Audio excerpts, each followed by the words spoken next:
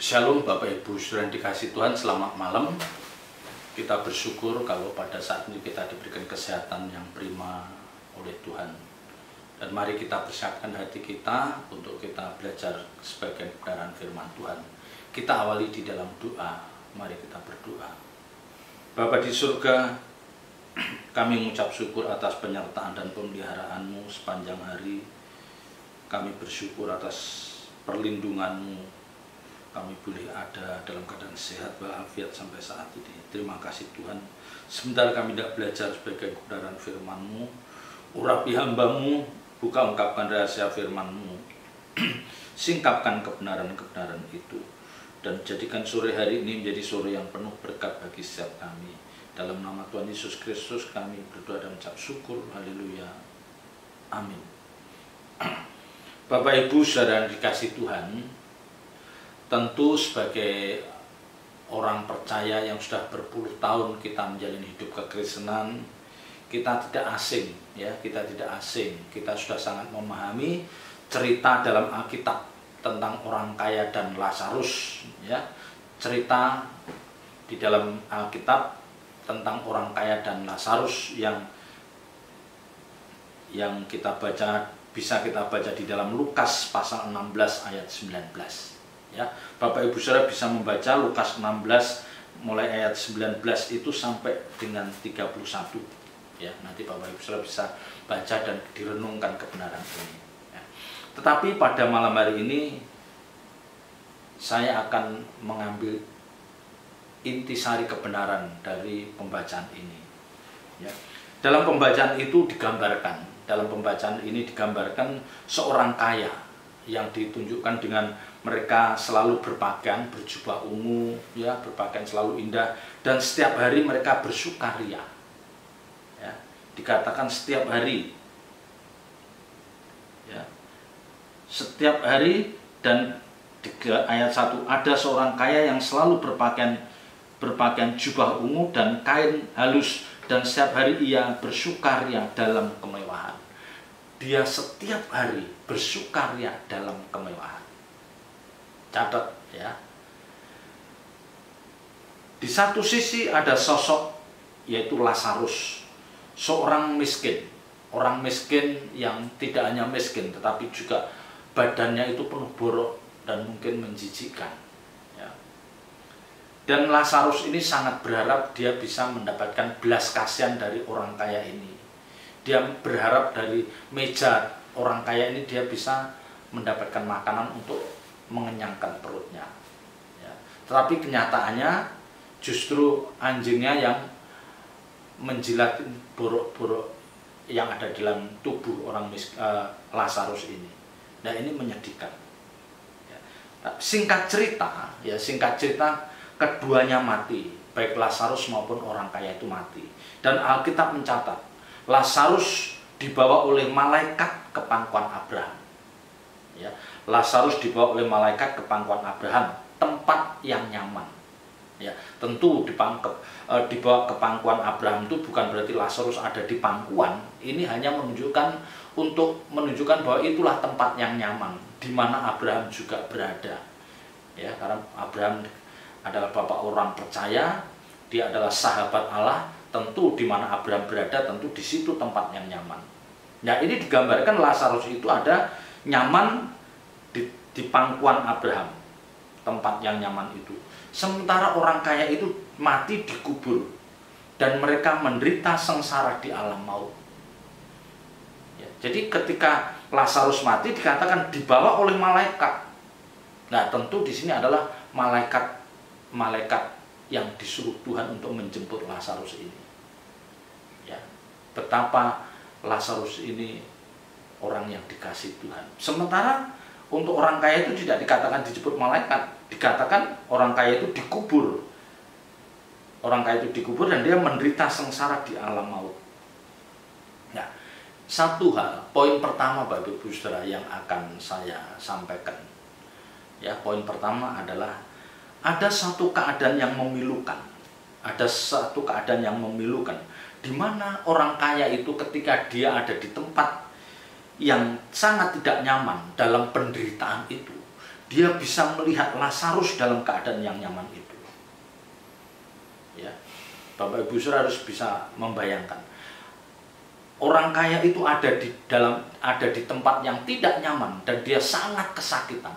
Sementara dia kesakitan, dia melihat ke atas, dia melihat Lazarus ada di pangkuan Abraham. Nah, ini yang saya katakan, ini menjadi pembelajaran yang baik bagi Bapak Ibu Saudara dan saya. Karena keadaan seperti ini bisa terjadi dalam kehidupan kita orang-orang percaya. Ini bisa terjadi. Misalnya, ya. Ada orang percaya yang dia seorang tua yang baik, yang takut akan Tuhan. Nah, dia menjalani hidup yang benar di hadapan Tuhan. Sementara orang ini, ya, orang tua, orang ini dia gagal mendidik anaknya. Ya, gagal mengasuh anaknya untuk membawa anaknya itu menjadi rohani seperti dia. Ketika dua-duanya mati, ya bapaknya mati, anaknya mati, bisa membayangkan nggak bapaknya itu ada di pangkuan Abraham seperti Lazarus, sementara anaknya seperti orang kaya ini, dia menderita sengsara di tempat yang tidak berkeputusan. Coba, kalau bapaknya ini bisa melihat anaknya itu, apa yang terbayang di dalam hati bapaknya? Ya. Jadi Bapak Ibu Saudara harus punya bayangan seperti itu. Kalau kita ada di tempat yang nyaman, yang Alkitab katakan di pangkuan Abraham, sementara kita melihat orang yang kita kasihi, yang selama di dunia ini mereka adalah orang-orang yang kita kasihi. Tetapi ternyata ketika sama-sama dipanggil Tuhan, mereka itu ada di tempat yang tidak nyaman seperti orang kaya ini.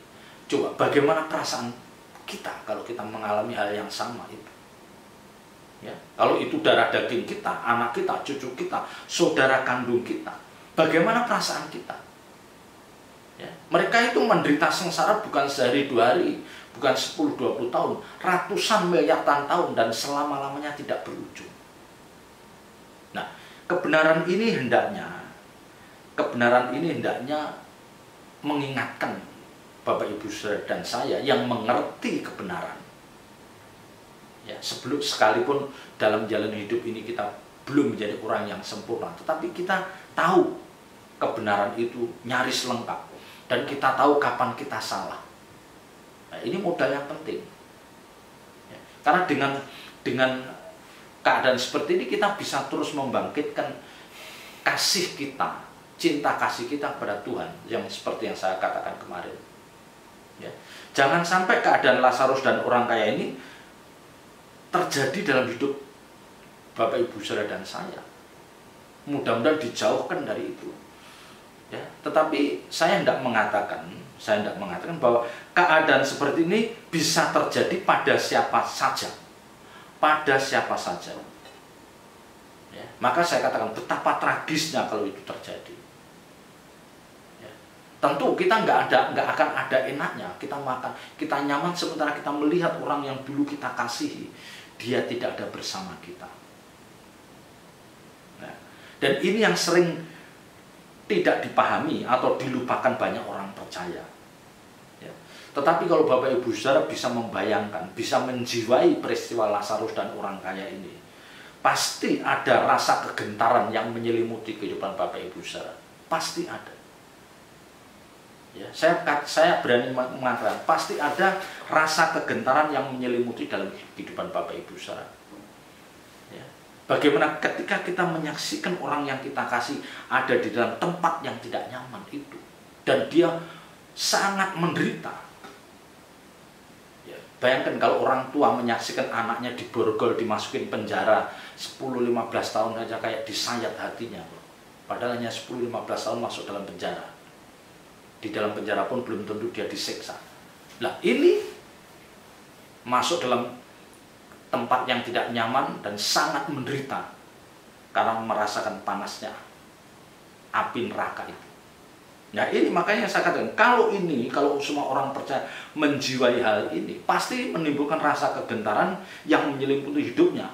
Apalagi kalau dia merasa bahwa ada orang-orang yang dia kasihi yang sampai saat ini belum bisa menggelar hidup yang benar di hadapan Tuhan.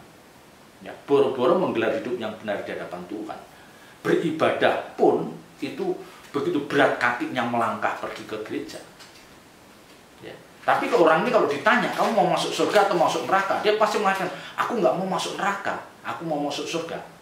Tapi ucapan ini tidak dibuktikan dengan tindakan nyata bahwa dia mau melangkahkan kakinya pergi ibadah ke gereja. Nah ini kan aneh. Ya. Kalau kita memang tidak mau masuk neraka dan kita menghendaki masuk surga, ya paling tidak langkah pertama yang harus dilakukan itu adalah mari kita meringankan langkah kaki kita pergi ke ibadah, ke tempat ibadah, mendengarkan khotbah, ya, membangun persekutuan dengan Tuhan lewat doa yang kita naikkan. Itu udah pasti. Ya. Dan kalau orang percaya bisa memahami menjadi hal ini, pasti dia memiliki komitmen yang kuat untuk mempersiapkan orang-orang yang dicintai itu supaya dia tidak masuk dalam tempat yang mengerikan itu. Ya. Jadi ini yang penting. Bapak, Ibu, Saudara, dan saya yang mengerti kebenaran firman itu, yang nyaris lengkap ini, kita harus mempersiapkan orang-orang yang kita kasih ini semaksimal mungkin. Ya. Karena waktu kita ini singkat. Waktu kita itu singkat. Dan kalau kita menyadari hal ini, maka nanti dalam diri kita itu kita tidak akan keberatan kalau kita harus kehilangan waktu, kita kehilangan tenaga, atau kita kehilangan uang sekalipun. Kita nggak masalah demi kita menyelamatkan jiwa orang-orang yang kita kasihi. Ya, perasaan kita nggak masalah. Kita dilukai tetap kita peluk mereka. Kita dikhianati pasangan hidup kita, anak kita mengecewakan kita, tetap mereka kita peluk. Karena kita sudah tahu bahwa kalau anak yang melukai saya, kalau pasangan hidup yang melukai saya biarkan mereka berbuat salah dan saya tidak mau memeluk. Suatu saat keadaan kondisi Lazarus dan orang kaya itu bisa terjadi dalam hidup Bapak, Ibu, Saudara yang tidak peduli dengan keselamatan jiwa orang-orang yang dikasihi. Ya, saya harus tegas mengatakan hal ini karena ini pasti terjadi. Ada orang-orang yang dipisahkan dengan orang-orang yang dikasihi, yang tidak mungkin akan dipertemukan karena memang Alkitab mengatakan jaraknya terlalu jauh antara orang kaya ini dan Lazarus. Terdapat jurang yang sangat jauh memisahkan itu. Dan ini jangan terjadi dalam hidup Bapak, Ibu, Saudara, dan saya. Makanya saya katakan, kalau orang percaya memahami hal ini, pasti mereka akan mempersiapkan. Ya, dia rela kehilangan waktu, dia rela kehilangan tenaga, bahkan rela kehilangan uang demi dia bisa mempersiapkan orang-orang yang dikasihinya untuk nanti bersama-sama masuk langit baru, bumi baru. Ya. Lah yang sering terjadi, yang sering kita lihat itu adalah orang tua, oma, opa itu disibukkan bagaimana dia mempersiapkan, ya, dia berjuang, dia merancang untuk bisa mewariskan harta buat anak cucunya. Lah ini yang sering terjadi. Ini salah ini. Ya, dalam hatinya dia tidak rela kalau nanti melihat anaknya yang dikasihi, cucunya atau menantunya menderita di kemudian hari. Maka orang tua ini, opa oma ini berjuang sekeras-kerasnya mengumpulkan harta sebanyak-banyaknya untuk diwariskan. Nah, ini menyesatkan. Ya, anak kita jangan diwariskan harta yang berlimpah, jadi anak yang arogan, jadi anak yang sombong, jadi anak yang tidak bertanggung jawab. Dia nanti tidak merasakan susahnya nyari duit. Ya, biar mereka menjadi anak-anak petarung, pekerja keras. Nah, yang perlu mestinya kita tuh berjuang untuk bisa menemukan kebenaran. Kita berjuang, para orang tua, para opa, oma itu berjuang bagaimana bisa menemukan kebenaran itu di dalam hidupnya dan mengenakan dalam hidupnya. Nah, itu yang diwariskan pada anak cucunya. Itu yang diwariskan, itu kebenaran. Tetapi kebenaran itu tidak serta-merta bisa kita wariskan. Kebenaran yang kita pahami itu harus kita kenakan di dalam hidup kita. Harus kita kenakan di dalam hidup kita, yang nantinya anak cucu kita akan melihat peragam hidup kita yang bisa dibanggakan. Artinya tidak tercela. Ya mungkin kita bukan orang yang sempurna, kita bukan orang yang sempurna. Kita tetap menjadi orang-orang yang bisa berbuat salah. Tetapi ingat yang saya katakan, rasa mengasihi Tuhan, rasa mencintai Tuhan itu terus kita bangkitkan, dan itu bisa dilihat oleh orang lain. Ya, hidup kita takut akan Tuhan. Ya, jadi kalau para orang tua, para opa-oma ini bisa memperagakan hidup yang baik karena mereka memiliki pemahaman kebenaran firman yang lengkap, anak cucunya akan melihat, menantunya akan melihat. Ya. Ya, tidak salah kita mewariskan harta pada anak kita. Oh, tidak salah, tidak salah. Tetapi itu bukan yang pantas kita banggakan. Itu bukan suatu yang membuat jiwa kita nanti tenang, bukan. Saya jamin deh, Bapak Ibu saudara akan mewariskan berapa puluh miliar kekayaan itu pada anak cucu. Tapi kalau karakter mereka buruk dan menjadi celaan banyak orang, saya percaya Bapak Ibu saudara tidak ada rasa damai. Apalagi kalau Bapak Ibu saudara mengerti kebenaran, langsung nyesal mewariskan harta yang melimpah itu. Karena akan membentuk anak itu menjadi arogan, menjadi cenderung lebih sombong. Ya, melihat orang lain itu jadi kecil. Itu yang salah. Itu yang salah. Jadi mewariskan kebenaran bagi anak cucu orang-orang yang kita kasih itu jauh lebih penting daripada kita mewariskan harta. Ya, itu poin yang pertama. Poin yang kedua yang kita soroti adalah Alkitab tidak menyebutkan dosa dan kesalahan yang dilakukan oleh orang kaya itu. Ya, Alkitab tidak menyebutkan dosa yang dilakukan atau kesalahan yang dilakukan oleh orang kaya itu selain daripada dia tidak peduli dengan keadaan Lazarus yang mengenaskan itu. Jadi orang percaya itu tidak dikatakan dia melakukan dosa, apakah percabulan, apakah pembunuh atau pezina, enggak. Tidak, Alkitab tidak mengatakan. Hanya dia tidak memiliki rasa peduli ketika dia melihat penderitaan Lazarus itu, yang sangat mengenaskan itu. Dia tetap bisa berpakaian dengan yang indah-indah dan setiap hari bersukaria. Setiap hari dia bersukaria. Ya. Jadi kalau saya renungkan, sebetulnya pembacaan ini tidak menunjukkan bahwa orang kaya itu melakukan dosa yang seperti kebanyakan orang dilakukan, misalnya selingkuh lah, pezina lah, pembunuh, perampok. Enggak. Ya. Orang kaya itu hanya tidak peduli dengan nasib keadaan orang lain. Ya. Nah, ternyata Bapak Ibu saudara, sifat seperti ini itu sudah cukup bagi Tuhan untuk membawa orang kaya itu masuk dalam api kekal. Mengerikan kan?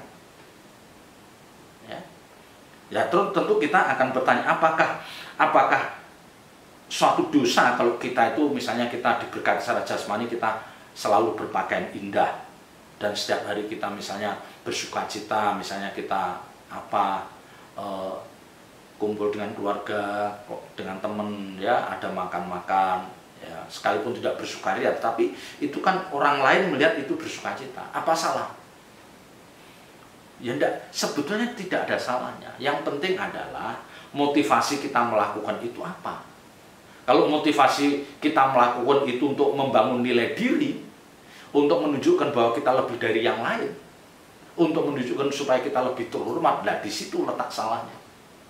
Tapi kalau Bapak Ibu saudara memakai pakaian bagus dengan tidak ada motivasi seperti itu, ya supaya lebih kelihatan rapi dan menghormati tamunya, enggak masalah. Tidak masalah. Nah, tapi dalam pembacaan ini yang lebih ditekankan adalah ketidakpedulian orang kaya itu atas penderitaan orang lain. Nah, ini yang dipersoalkan. Karena dia orang yang sangat kaya, tiap hari pakaian indah dan tiap hari bersukaria. Ini bersukaria itu pasti bisa menghabiskan jutaan atau puluhan juta, kan? Sementara dia lihat Lazarus seperti itu, tidak ada kepedulian sama sekali. Ya. Jadi pelajaran yang bagus bagi orang percaya adalah, pelajaran yang bagus bagi Bapak Ibu saudara dan saya adalah bahwa ketika seseorang tidak punya belas kasihan atas penderitaan orang lain, itu sudah cukup bagi Tuhan untuk membuang orang seperti dalam api kekal. Ya. Tidak usah kita berbuat zina, tidak usah kita menjadi orang pembunuh, pencuri, tidak usah. Tapi ketika kita tidak memiliki rasa belas kasihan atas penderitaan orang lain, maka itu sudah cukup bagi Tuhan untuk membuang orang-orang seperti itu dalam api kekal. Ya, coba pembacaan ini tidak menunjukkan kejahatan dari orang kaya itu, selain daripada sifat ego yang tinggi itu. Ya, jadi kita jangan menganggap bahwa mereka yang dibuang ke api kekal itu adalah mereka yang orang jahat. Mereka pasti pembunuh, pezina, perampok, ya, atau berbuat jahat lainnya. Enggak. Ternyata orang yang tidak punya belas kasihan atas penderitaan orang lain pun bisa dibawa ke api kekal, dibuang ke api kekal. Nah, ini yang harus menjadi perhatian Bapak Ibu Saudara dan saya. Ya, karena di dalam 1 Korintus 6 ayat 10 pun dikatakan orang-orang yang kikir itu tidak akan mendapat bagian dalam kerajaan surga. Orang yang kikir, ya, orang yang kikir tidak mendapat bagian dalam kerajaan surga. Dan ini jelas. Karena rata-rata orang kikir, ya, orang kikir itu pasti egois. Egois, dia menutup mata atas kesusahan orang lain. Ya.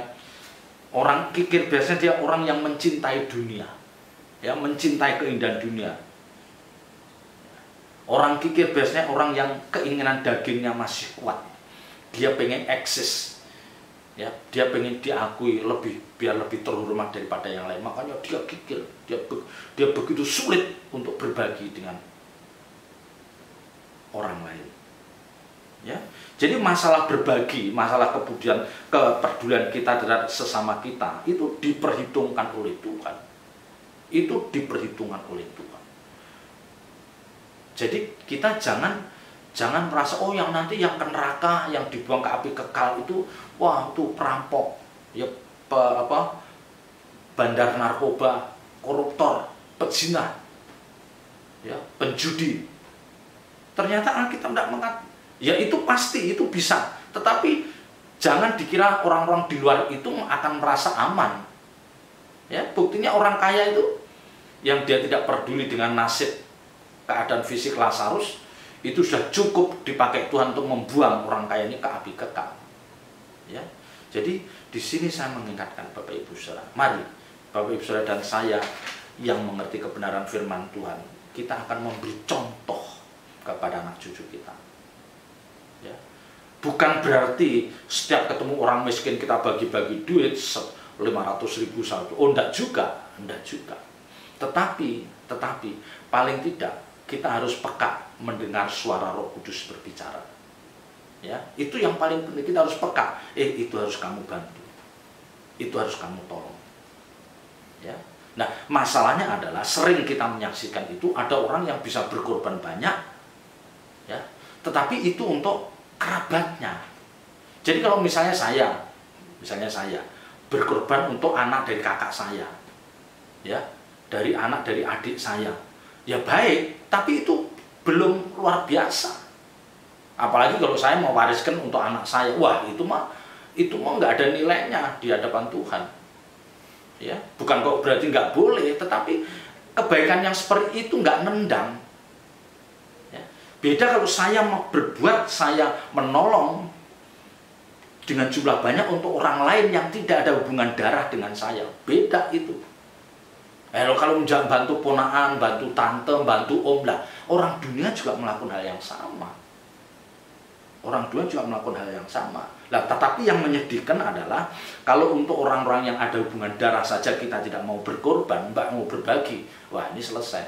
Misalnya kita sebagai orang anak muda lihat kakaknya menderita, ponakannya menderita, kita nggak berbagi, wah, itu udah. Ya. Jadi berbagi, kepedulian itu jangan hanya terhadap orang-orang yang memiliki hubungan saudara. Ya, Lazarus dan orang kaya dan Lazarus itu kan tidak ada hubungan darah. Ya.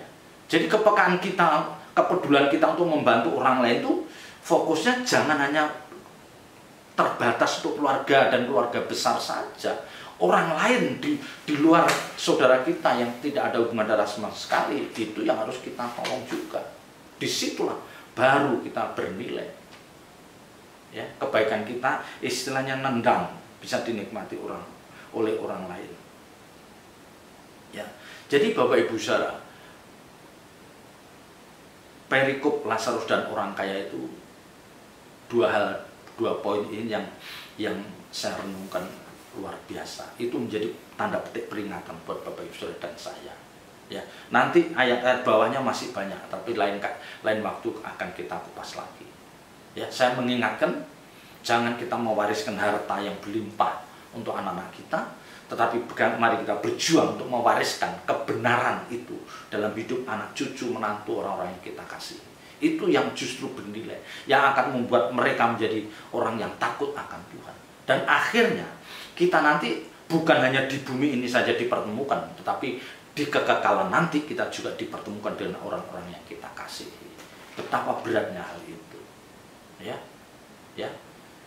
Tapi bukan berarti kita mewariskan harta, tidak boleh. Oh boleh, tetapi yang lebih penting wariskan kebenaran firman Tuhan yang Bapak Ibu pahami. Nah, perjuangan kita adalah bagaimana kita mengerti kebenaran itu, kita berjuang mengerti kebenaran itu dan mengenakan di dalam hidup kita. Itu perjuangan kita.